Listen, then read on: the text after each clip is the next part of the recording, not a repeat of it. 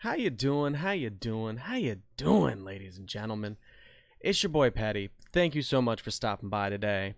And today we got a little bit interesting of a topic to talk about. We're going to cover essentially how to make a YouTube channel. So this is something I've been wanting to do for a little while, mainly because I know several people, both in real life and people that I've met and interacted with, through my channel, that are interested in doing the same thing. And I had relatively good success starting my channel. We began it at the beginning of this year, and from following a process, I was able to hit partner in about 3 months' time. Because of COVID and everything like that, the review process took a couple of weeks longer than it should have. But basically, in 3 months, we were able to hit all of the number goals that you need to make partner. So to try and, give everybody as much of a chance at success as I have, I know I got lucky to a certain degree. But there's a little bit here, and I kind of just want to talk about, my experience, the things that I think are important when you're trying to plot and plan this stuff all out. And when I started thinking about doing this, a couple of the creators that I was watching, and still do, made a couple of videos kind of around this same topic and format. So I am, now that I'm in a similar position as to where they are, where I've got something established and I've got some people curiously asking me questions, I want to do what I can to try and feed that information back to everybody else. So welcome to Petty Parade's How to Make a YouTube Channel. Good luck! So there's a couple of things that we're going to touch on today, and these are not everything we're going to touch on is something that you absolutely have to have planned out before you start your channel. A lot of this stuff you can just have a good general idea and just have it in your headspace somewhere and start making content, and then things will come together and you'll establish more of a process as you get into it and everything. But these are all good things that you want to have a decent understanding of, and as many answers to these as possible going into it, so that you don't run into any roadblocks down the road by, setting up a poor process that, then works against you. Because there's some things that can happen, once you do start getting views and your channel starting to get established, they can potentially hurt you in terms of workflows and upload times and all of that fun stuff. So 3 big things that I want to kind of touch on today is going to be the brand, the product, and your workflows. Okay. And these are, I think, 3 of the biggest things that you want to think about, when it comes to making a channel. And that if you get some of this ironed out, you're going to have a much smoother process getting into it, developing your own processes, your own workflows, and figuring out how you want to manage all of this. So before we get too into the weeds, one of my favorite things about this, and what I think gives it so much more value than any kind of entertainment content that we've seen before the likes of YouTube getting really big, is there's a uniqueness to and complexity to every single person. And when you get into becoming your own personal brand, there is a level of authenticity there that no corporate entity could ever in a million years touch with their marketing and branding. Like you just cannot capture the essence of a person and sell it in a product, and YouTube has made that somewhat possible. So it's something that I think is incredibly powerful, and it makes this an amazing platform to get involved in. And I'm really excited to see where this depth of creativity that us the people having an access to a platform like this provides. So I think it's an amazing, unique, and beautiful thing. So I highly recommend anyone that's even remotely thought about doing this to give it some real thought and see if it's something that you can get off the ground and do. Because it's really not as hard as it sounds. All the stuff that we talk about today, if it sounds too heady and everything, I guarantee you there's ways to break it down to where it's really all super basic stuff. And nothing's, redesigning the wheel here. So it'll be okay, boo. We ain't gonna melt no brains. So let's go ahead and start with the brand. So the brand this is basically you. What you're doing and how you're doing it. So key things that you want to answer when it comes to your brand are going to be, who are you? That's your characteristics, your goals, and your motivation. Those are the three most important things in terms of who you are in relation to your brand. Okay? So, biggest way that that's going to play out is, your characteristics, your mannerisms, how you talk, how you present things, your personality. All of that's going to come through in all of the content that you make. You want to have a good understanding of, who you are, what those characteristics are, and how, how that's going to interact with viewers and everything like that. You also want to keep an idea of what your goals and your motivation are, because both those things are all going to factor in how your characteristics are then applied to the channel, in essence. Another big thing is, what's your value? What do people get from your videos? What do your personal qualities bring to that topic?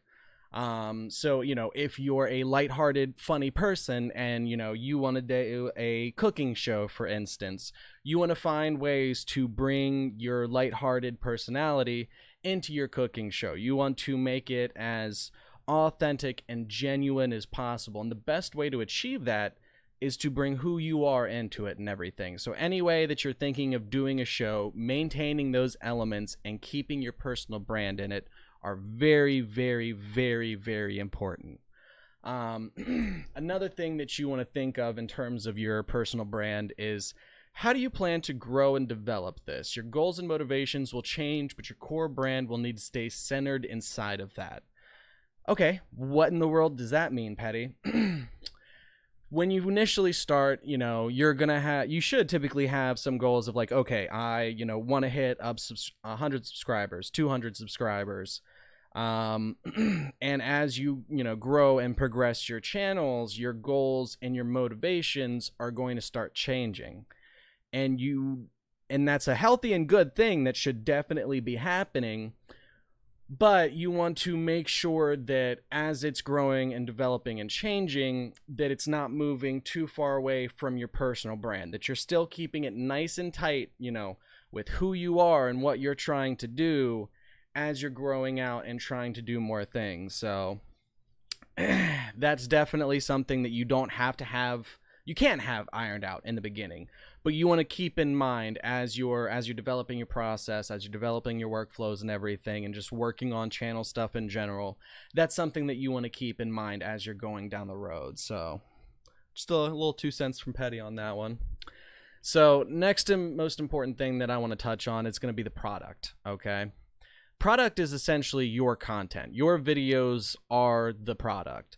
You are your brand, and your videos are the product, basically. So, what is your product? What kind of videos are you trying to do? What category is it? Is it going to be tech review? Is it going to be makeup? Is it going to be cooking? Is it going to be gaming? What depth is available within that topic or category? What are you able to do in that space? Can you create multiple types of content? Are you leaving yourself room for growth? The more niche and hyper focused in on something you make your channel, the harder you make it to grow out of that space when that time naturally comes. So you don't want to, make your field of view so narrow that, if you're a cooking review ingredients channel, you know what I mean, and you eventually cap out at what you think you're capable of just reviewing cooking ingredients, and you want to do just a cooking show, it's going to be hard when you've buried in so far into a niche to then step back and do things that are, in the same category, but maybe not in the same niche in that category that you've been trying to live in. So definitely keep that in mind when you're trying to determine, what kind of channel you want to make, what kind of stuff you want to focus on within that content. These are all pretty important questions to think about and keep in mind when trying to come up with, the plan for your channel as a whole. So, I think that covers enough of what we want to kind of just touch on in terms of that. We definitely want to go and make more in-depth guides for each of these processes, if you guys are interested in that. So we'll follow up in more detail on some more of the, product stuff in terms of your content and all things that go into that. But the next most important thing, and this is one that becomes more and more important over time. So this already starts off as one of the three main ones and quickly becomes one of the biggest things that you need to keep in mind of, and that's your workflows. So workflow, if you're not familiar with the word, is essentially just referring to what your entire work process is, from beginning to start. Everything that goes into that, is going to be a part of your workflow. And the idea is to have the healthiest and best workflow that you can that promotes making good content without driving you absolutely insane, and being healthy for both yourself and the channel. So having good workflows, like a good work ethic, is very, very, very important. And it's a good idea to start planning that as early as possible, while still leaving your self room to grow with it and change. So best way that I found to summarize workflows is, how are you creating and managing the creation of your content? Things that you want to answer when you're looking at that is, what do you need to make content? What do you need to, for each video, resource wise, as gameplay, ingredients, character sheets. Then what do you need to make the video itself? For recording it, do you need to edit, use any Photoshop, stuff like that? So, in terms of, if you are trying to do, something pretty low key, a lot of us have good enough smartphones now where we can record off your phone. You might want to get a phone case that has a pretty decent little stand on it so that you can have a nice uniform recording, like angle, all the stuff like that. You definitely want to test and play out once you're getting into that side of things.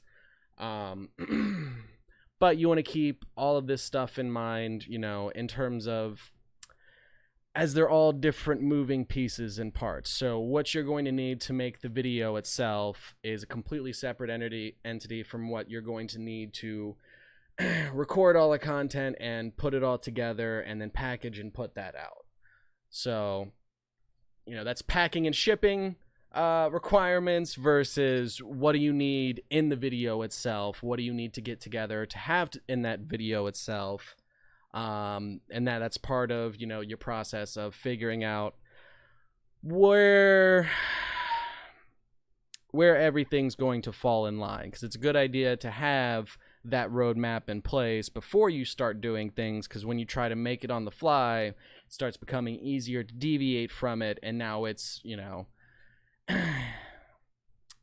you want a certain amount of uniformity to your process, because that's going to feed into you and having a good condensed brand that is easily identifiable and recognizable by people.